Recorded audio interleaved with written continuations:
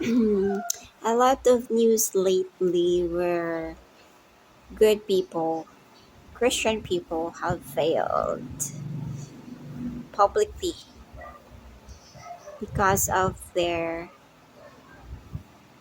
sins, sexual sins, hidden sins.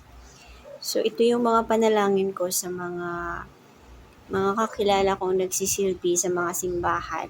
Kayo na mga pastors, kayo na mga leaders, kayo na mga volunteers na kakilala ko, naglilingkod sa mga sarili niyong mga congregations. I pray na bigyan ng liwanag ni Lord ang mga isip at puso niyo.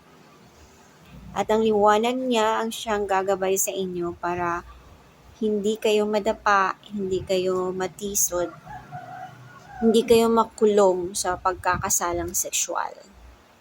Naway bigyan ng liwanag ng Diyos ang mga isip niyo para lahat kayo ay hindi maging biktima ng mga taong nais kayong ibagsak. Bigyan niya kayo ng lakas na maging malakas ang inyong espiritu upang magtagumpay kayo sa anumang laban na wini-wage sa inyong sexualidad. At naway ang Diyos mismo ang magbigay sa inyo ng proteksyon laban sa mga masasamang elemento, sa